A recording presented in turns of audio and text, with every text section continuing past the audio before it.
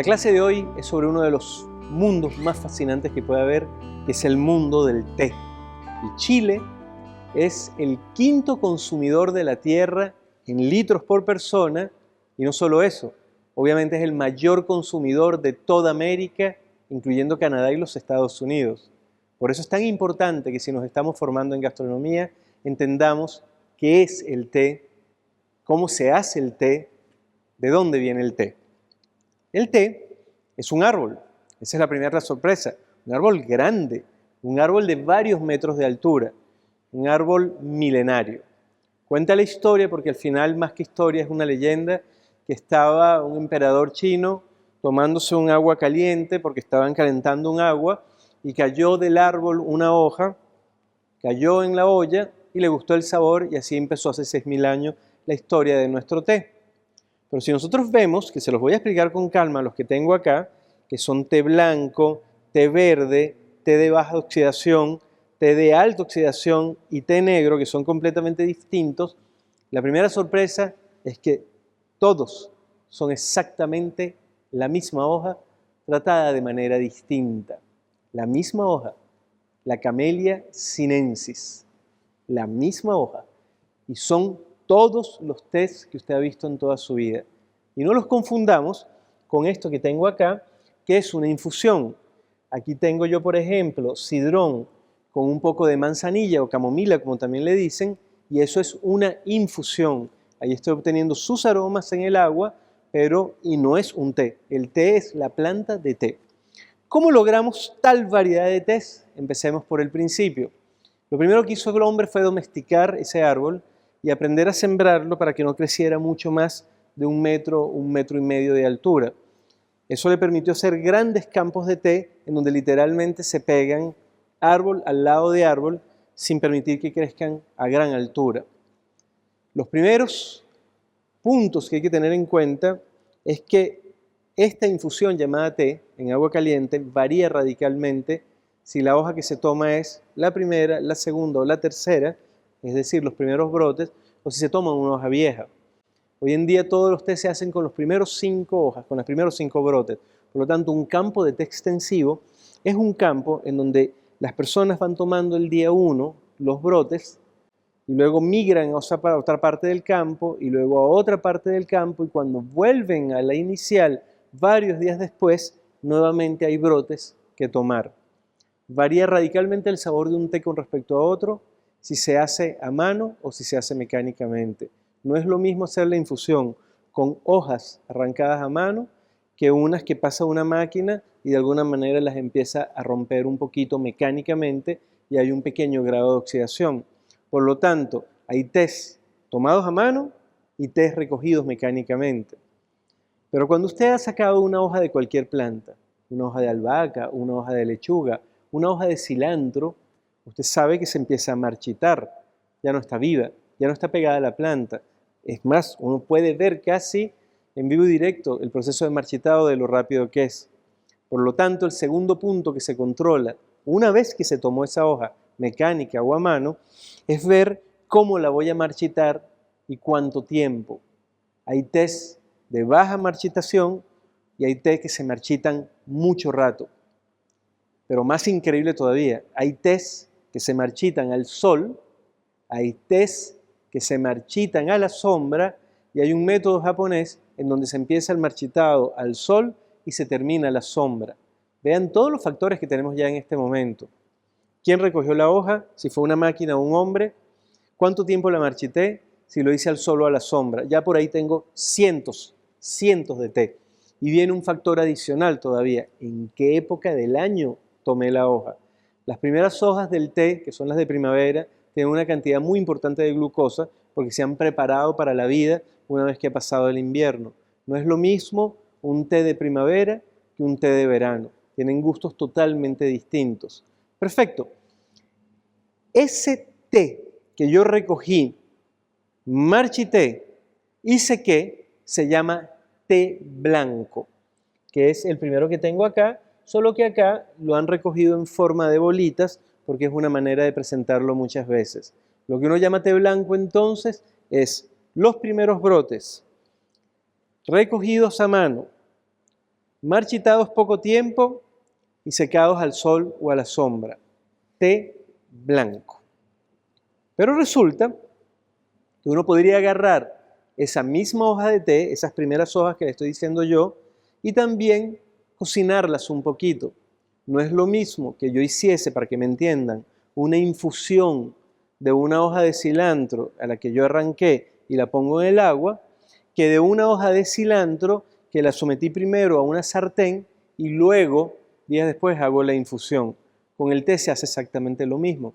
En el caso del té verde, es el mismo blanco, pero la hoja fue sometido primero a una forma de cocción. Es decir, tomo la hoja, la marchito, pero antes de secarla, la cocino un poco. Existen dos maneras de cocinar una hoja. Una hoja se puede cocinar, por ejemplo, en calor seco, es decir, en un wok, o se puede cocinar haciéndole pasar humedad. En ambos casos es té verde. El té verde es el té que se sometió a una cocción antes de secarlo. Si el té fue cocido en calor seco, es té estilo chino, té verde chino. Si el té fue cocinado mediante vapor, que le cambia radicalmente el sabor, y luego si se deseca, estamos hablando de té estilo japonés, el famoso sencha. Y probablemente ustedes hayan oído hablar de ese polvo de té que se llama matcha, que se ha popularizado mucho, tanto en bebidas como en postres. El matcha no es otra cosa que el té sencha, es decir, té sometido a vapor, que luego que está seco, se muele en molinos muy finos hasta obtener un polvo de té. Ya llevamos 2 tés y uno de los 2 té además con 2 escuelas. Té blanco, en donde recojo, marchito y seco. Té verde, en donde recojo, cocino y luego si es que seco. Y en ese caso estamos hablando de calor seco o calor húmedo. Impresionante, ¿ah? Pero, ¿verdad que ustedes en algún momento han tomado una hoja verde, por ejemplo, de albahaca, o la misma de cilantro que hemos nombrado, o una de lechuga, y esa hoja verde, si uno la estruja un poquito, se empieza a oxidar? ¿Por qué? Porque la clorofila sale de la célula y empieza a hacer su trabajo. La clorofila busca oxígeno y en ese proceso de oxidación, la oxidación no es otra cosa que la unión del oxígeno con algún otro elemento, en este caso con la clorofila, empieza el proceso de oxidación. Yo puedo controlar eso. Pensemos nuevamente en todos los pasos del té que hemos hablado. Recogí la planta, la hoja, en primavera o en verano. La recogí a mano o a máquina. La marchité poco o mucho. La cociné un poquito, ¿se acuerdan? Que era el verde y luego la deshidraté. O no la cociné y la deshidraté el blanco. Pero antes de cocinarla pude haberla estrujado un poquito. Ese proceso se llama enrollamiento, rolling en inglés. Así que cuando yo la hoja del té la estrujo un poco y empiezo a oxidarla, puedo controlar el grado de oxidación. Poco oxidado, que se considera 25% de oxidación, a alta oxidación, hasta un 75% de oxidación. Para que no se siga oxidando, entonces sí la cocino, le hago el calor seco. Es decir, el té azul, como se llama normalmente, o oolong, que se hace fundamentalmente en Taiwán, no es otra cosa que el mismo té verde que ha sido sometido a un pequeño estrujamiento para controlar parte de su oxidación. Todos los tés hasta este momento, y estoy hablando de decenas, cientos, mejor dicho, de tés, miles de té, son la misma hoja pero tratada de manera distinta. Pero luego llegaron los ingleses. Recuerden que los ingleses por mucho tiempo fueron de alguna manera imperio en China, tenían tomada China y parte de Japón inclusive, y se encontraron con esta tradición milenaria. Estamos hablando de una tradición que se calcula que tiene de 4.000 a 6.000 años, evolucionando esa manera de tratar la hoja del Camellia sinensis. Y dijeron, esto tarda mucho, vamos a tratar de apurar este tema industrialmente. E hicieron, hacia finales del siglo XIX, es muy reciente, lo que inicialmente los amantes del té consideraron una aberración. Molieron la hoja para que se oxidara al máximo. Ya va, pensemos como cocineros. Supónganse que hacemos un pesto hecho de albahaca. molemos albahaca para que quede verde e intensa para hacer esta salsa maravillosa. Y llega una persona y dice, no, le vamos a pasar toda la albahaca por una máquina para que se oxide bien rápido, se ponga negra la albahaca por oxidación y así es como vamos a hacer el pesto. Eso fue lo que hicieron los ingleses inicialmente. Agarraron la hoja de té, la recogieron con máquina mecánicamente o con tijera para apurar el proceso, la molieron mucho y eso inmediatamente empieza a oxidar e inclusive fermentar, que era algo nuevo para el mundo del té, y en cuestión de 1 hora, 2 horas, tienes totalmente oxidada toda esa masa, esa pasta de té, y entonces la pasas por horno y obtienes algo que hasta ese momento, insisto, se consideraba prácticamente una aberración, que es el té negro. El té negro por eso siempre está como molidito y es altamente oxidado, 100% oxidado, y por eso da estos colores una vez que se hace la infusión. Pero se popularizó y con el tiempo pues la gente empieza a controlar mejor los procesos y hoy en día de hecho es el té de bolsita, es el té más consumido en el mundo y nuevamente agarró 2 grandes escuelas. Los chinos dijeron, bueno, si a la gente le empieza a gustar el té altamente oxidado, lo que hacen ahora es que hacen té de alta oxidación pero de hoja entera, y así como el método inglés es de molido. Por eso en unos casos uno puede ver la hoja entera en el té negro y en algunos casos completamente molida, pero insisto, son de alta oxidación y son los más consumidos hoy, inclusive por comodidad. Finalmente, existen tés aromatizados, es decir, la misma hoja, pero a la cual se le da un aroma adicional. Quizás los 3 más conocidos, aunque hay varios, son el té de jazmín, té recogido en primavera, que se guarda hasta el verano, ya hecho como té verde. En verano se recogen las flores del jazmín, se unen con el té por presión fundamentalmente, con peso, para que la flor de jazmín bote un poco de sus aceites esenciales y recubra un poco la hoja de té, y ese es el té de jazmín. Existe otro también del método inglés, muy conocido, que es el famoso Earl Grey. El Earl Grey lo que se hace es que se toman aceites esenciales de la bergamota, que es una naranja fundamentalmente del sur de Italia, de Sicilia, y en ese caso entonces tenemos un té que cuando lo infusiono tiene los aromas del té altamente oxidado y los aromas de la bergamota. Y tenemos un té también muy famoso hoy en día que es el Lapsang, que son tés negros que se someten a humo para ahumarlos.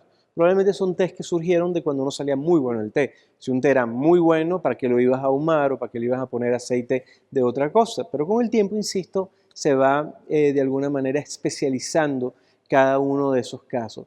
Cuando uno habla entonces de té, formalmente está hablando de la infusión de la Camellia sinensis.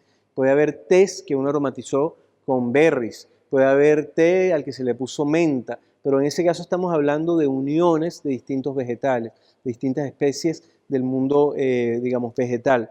Insisto entonces, hay que aprender a separar el mundo de las infusiones del mundo formal de los té. Esto es apenas una muestra mínima.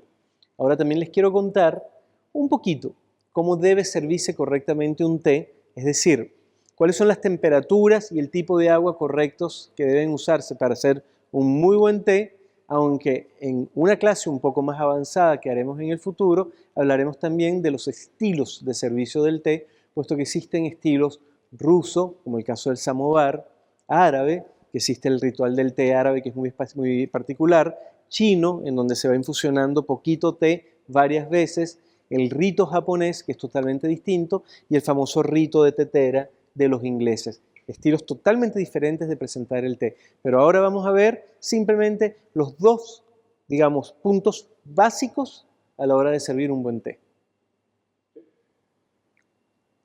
Un buen té son 4 ingredientes: té, agua, temperatura y tiempo. Los 4 factores que hay que cuidar enormemente.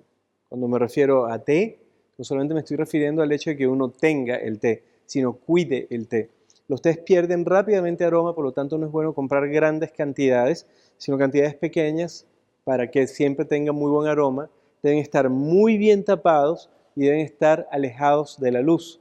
Y no solamente eso, deben estar en un espacio seco para evitar que le crezcan de alguna manera hongos producto de la humedad. Así que el té como tal, uno debe cuidarlo. Agua, muy importante este tema. Cuando el agua tiene muchos minerales, y en el caso de Chile tiene mucho mineral el agua chilena, digamos, hay reacción con algunos taninos y la verdad que el sabor del té y el color del té cambia radicalmente.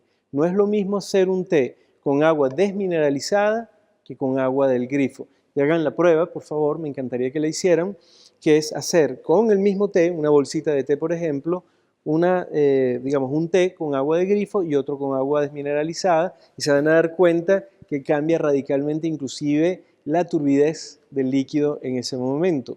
Y el tercer factor que es muy importante es temperatura del agua. Vamos a buscar agua. En este caso, tengo agua que acabo de calentar.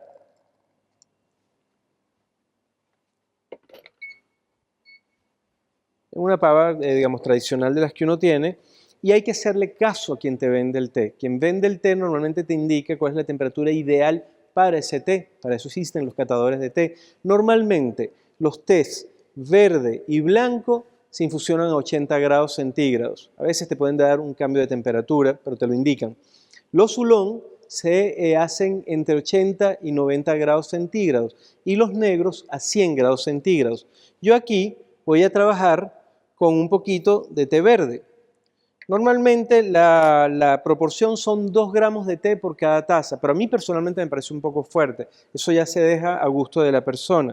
Lo que sí es muy importante es ver que efectivamente la temperatura de esta infusión sea de 80 grados. Una vez que yo me aseguro que el agua está a 80 grados centígrados, es que hago la infusión. Es impresionante el cambio de aroma que tiene un té con respecto a otro si se hace a la temperatura incorrecta. Este está perfecto, está en 79 grados, temperatura ideal, así que en este caso ya yo puedo hacer la infusión. Entonces recuerden que el último factor es tiempo. Eso está muy estudiado también. El té va dando, digamos, todo su mundo aromático a la infusión, al agua, pero llega un momento en que lo que empieza a entregarle al agua ya son sabores muy desagradables, amargores, etc. Por eso es importante respetar también el tiempo de infusión. Es normal muchas veces en un buen servicio de té que la gente tenga inclusive un pequeño cronómetro que puede ser un reloj de arena o puede ser un cronómetro electrónico para hacer un control del tiempo de temperatura de la infusión que yo estoy haciendo acá. Así que yo creo que como cocineros una buena manera de entender lo que les acabo de decir es experimentando con prueba y error. Hagamos por ejemplo un té 2 minutos y hagamos un té 5 minutos. Hagamos un té a 80 grados y hagamos un té a 100 grados. Hagamos un té con agua desmineralizada y hagamos un té con agua que no ha sido desmineralizada. Y hagamos simplemente una comparación. Y es la mejor manera de entender lo crucial que son estos factores a la hora de vivir una linda experiencia del té. Como les decía yo, en una segunda oportunidad haremos también una clase para hablar el estilo de servicio, que es otra cosa. Pero yo mientras tanto me despido de ustedes sirviéndome una maravillosa taza de té verde.